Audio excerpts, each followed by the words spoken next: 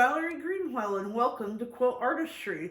It is mid-October and it is starting to get cool, and I have noticed that I am getting several quilts where they would like to have the Minky used as the packing fabric. So I thought I would take a little minute to talk about number one, how I cut my Minky, and then how to load it on the machine. Okay, first I want to talk about what I do to cut my Minky, because when you cut Minky, it seems like all the fibers just seem to go everywhere. So my number one trick for cutting Minky is to cut a little bit and then use a shop vac to suck up all the loose fibers so that they don't go into the air. And I always cut it with a rotary cutter. And I just work in small pieces at a time. So really I'm cutting through one layer, not two. In this case, I just have a little tiny bit that I need to line up because it was cut uneven. So I'll line it up with my ruler just like normal. And then I just cut a little tiny bit. And I want to be careful that I don't move the Minky around too much. And of course we can see, if I pick it up, there's all these loose fibers and all of the fluff. And that's what we don't want to get in the air because it just simply makes a mess. So after I cut it, then I will move my ruler out of the way, but I want to leave the Minky on the table. You really want to leave the largest part of your fabric in place. Don't move it. And then once you turn it on, you want to take the hose end without an attachment, and you want to go right along the edge of the cut end that you just cut, and that is going to suck all of those fibers loose from the edge of the quilt, so that when you get ready to pick it up, you won't have a lot of that fluff just flying around.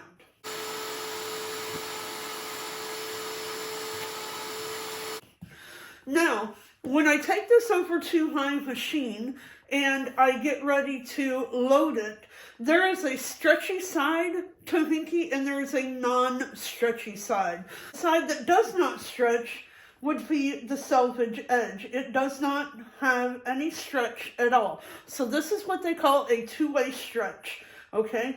So no stretch this way, but when you come here, you can see clearly we have stretch. So we want to load the stretchy part on the leaders. So we're going to pin the stretchy part to the leaders, and we are going to put the non-stretchy side with the selvage on the left and right side of the machine.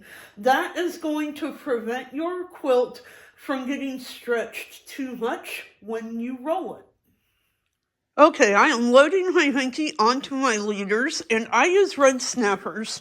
And so when you are loading your Minky, you want to make sure that you are not stretching as you are loading this fabric. So you want to put it on here very carefully, and just make sure that you are not stretching your fabric as you are loading it.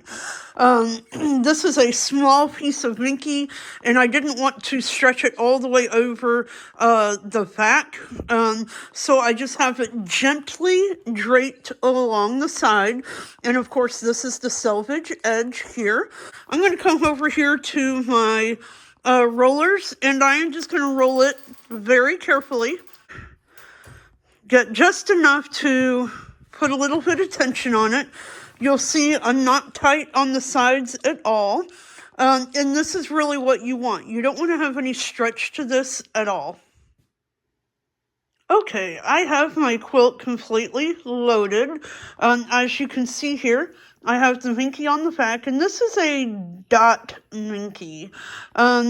So I am going to use the spoon foot while I'm stitching this. It'll just kind of help smooth over some of those dots as I'm quilting. This customer wanted batting along with her Minky, so I recommended and this is, of course, is a personal preference, but I recommended Quilter's Dream Bamboo because it's very lightweight and it isn't going to add stiffness to this quilt. As you can see, I have everything loaded here, and on the side where I have the clamps, I have a pretty good distance here between the edge of the quilt and where my clamps are. As you can see, I don't have my clamps on here very tight at all because I don't want to stretch this fabric, and I am using a little piece of wood trim underneath my side clamps to kind of help lift those up because I don't want, there's not a lot of tension on these side clamps, but I don't want them dropping down. So I'm going to use these little pieces of wood on the side to kind of help elevate the clamps a little bit.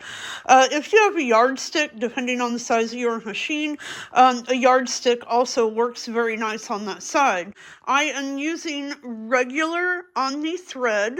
I am going to use a stitch length of 12, and I am using a size 18 needle. When you're selecting a pattern to go on Minky, especially this one where it's got the dots, you can see here, it's just the little dot Minky.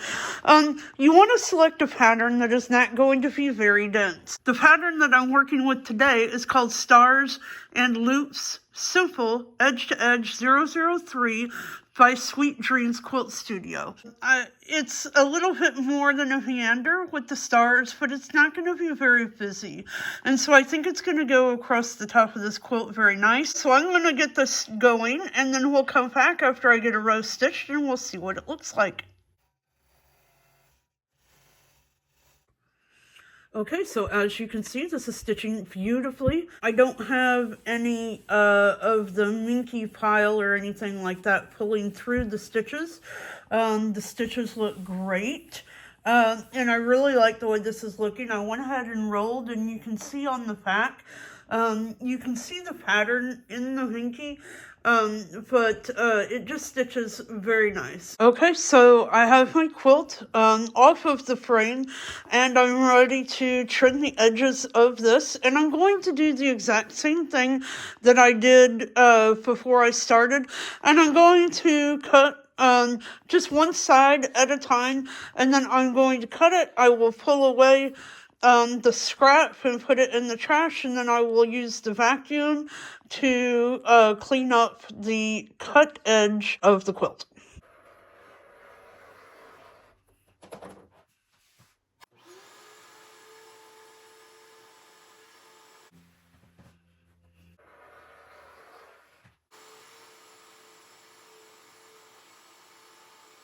Okay, so I got the last side cut and everything vacuumed, and now I have my quilt top ready for binding, and there is no mess and no fuzzies from the Minky whatsoever. So that is my preferred way of working with Minky. And with that, that's all I've got for you today. So thank you for hanging out with Quilt Artistry. Have a great day.